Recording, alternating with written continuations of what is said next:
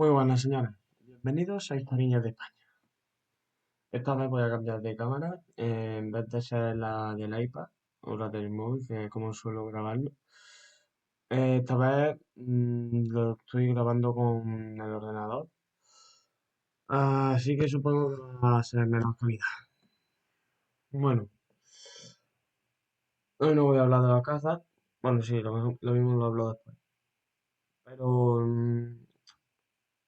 he visto que los vídeos que he hecho antes de la ilustración, el despotismo ilustrado, el liberalismo, la Revolución Americana, Parlamento Británico y la Revolución Francesa, pues tienen visitas, pero no son, o sea, que se nota que estoy leyendo, ¿vale? Entonces, este vídeo lo voy a intentar hacer sin leer mucho, aunque sí, tengo aquí el guión, por si no se me pierde, ¿vale? Bueno, pues vamos a ver cómo nos sale, ¿no? Vamos a hacer dos vídeos. Primero sobre la ilustración, el despotismo ilustrado y el liberalismo, y otro sobre la Revolución Americana, la Revolución Francesa y el Parlamento, ay, que me caigo, británico. Así que sin más demora, señores, bienvenidos a Historiñas de España. Hoy viajamos al siglo XVIII, el llamado siglo de las luces por todo el progreso que tuvo. Entre ellos, sistemas que mejoraron, ¿cómo se diría? Que favorecieron las cosas para que surjan los sistemas de los que hoy vamos a hablar, ¿no? Un tiempo en el que la idea y el pensamiento crítico, por primera vez en la vida, bueno, también estaba Grecia y Roma, bueno, que se convirtieron en más poderosas que los ejércitos. ¿Por qué? Pues porque cuestionaron los sistemas que siempre se llegaban a usar, como si a día de hoy España, que siempre ha sido monarquía, se puede volver república. Bueno, ha habido dos temporadas que vivo república, pero ustedes ya me entienden, ¿no?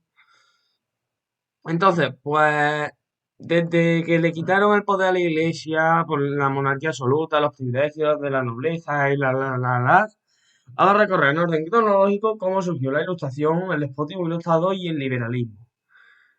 Entonces, pues sin más demora, comencemos. Lo primero de todo, la ilustración. Fue durante la primera mitad del siglo XVIII. La ilustración fue un movimiento cultural e intelectual que rechazaba y criticaba el orden establecido, ¿no? Surgió en Francia y después se extendió por toda Europa y América. Su lema era claro: la razón debería igualar a los sistemas de siempre, ¿no? La razón debería ser superior a la fuerza y debía guiar a la humanidad.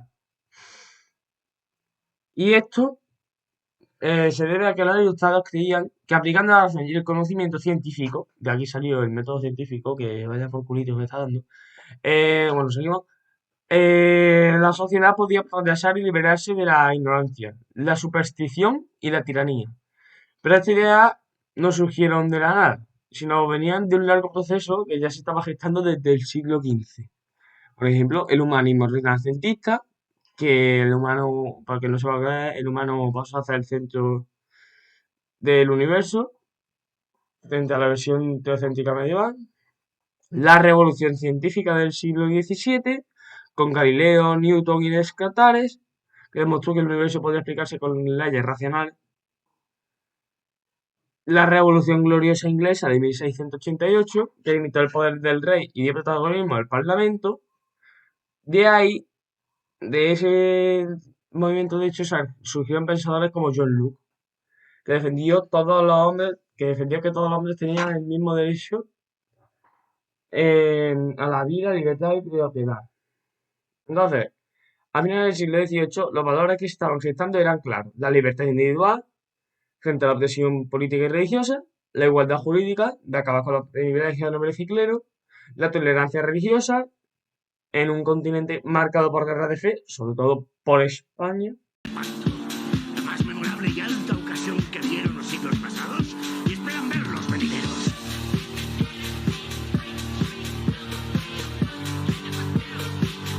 ¡Soldados de los tercios! ¡No esperaremos aquí a los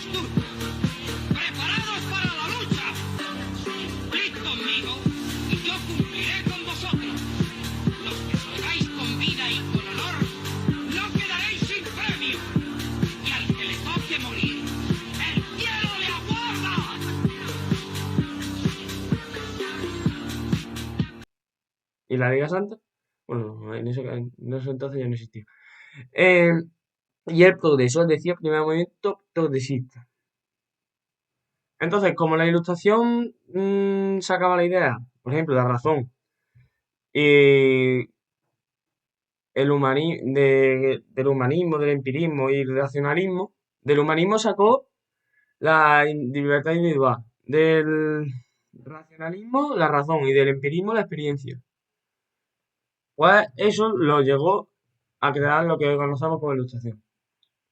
Sin embargo, que como en ese entonces no había redes sociales, el que lo crea, pues muy bien por él. ¿Cómo se hace?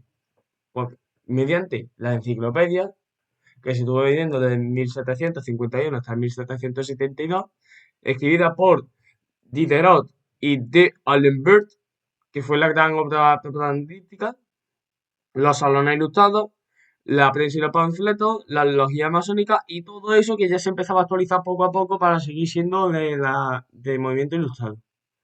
Sin embargo, del movimiento ilustrado salió el despotismo ilustrado, que es una rama de la ilustración, pero sin ser rama porque era lo contrario, ¿no?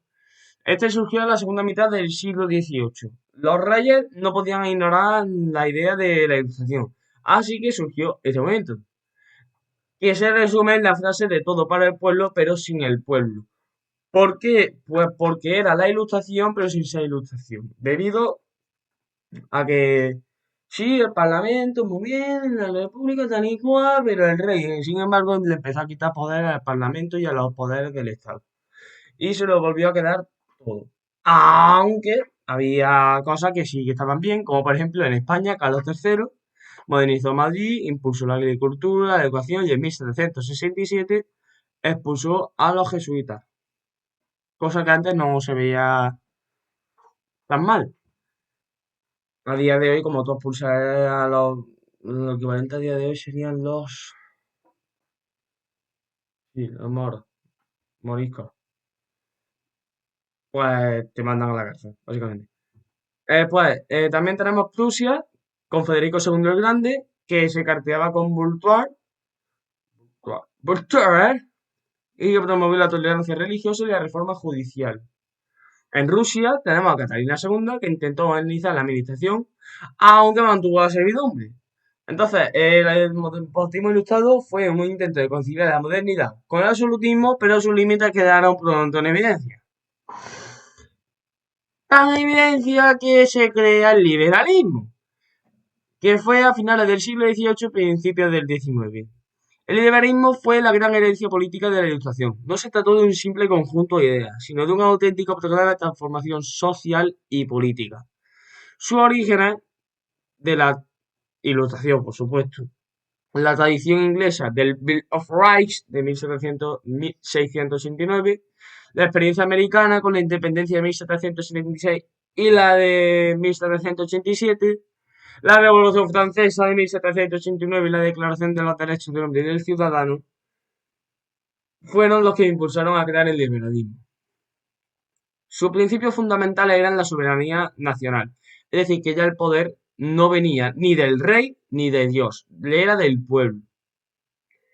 Los derechos individuales sobre la libertad de expresión, la prensa, la asociación, de propiedad, de culto y de todo. Es decir, que todos podían ser lo que quisieran, entre comillas. Aunque ya no eran tantas comillas en este entonces. Y por último, el invento más revolucionario de este movimiento fueron las constituciones, que son leyes fundamentales que establecieron la división de poderes que dijo Montesquieu y garantizan los derechos de los ciudadanos. Ejemplo, 1787 Estados Unidos, 1791 Francia, 1812 la PEPA y algunos más. Pero esos son los más importantes. Y por último, la división económica, que aunque parezca que no jode también, inspirado por Adam Smith y su obra La riqueza de las naciones de 1776, defendía el libre comercio y la propiedad privada, es decir, el primer sistema capitalista. Así redució la intervención del Estado. Todo esto combinado inspiró revoluciones en 1820, 30 y 48. sentó las bases de los sistemas parlamentarios y democráticos actuales y, en definitiva, hizo que la traducción de la práctica de la legislación en la política y la economía fuera útil, no como el despotismo ilustrado, que duró un año y menos.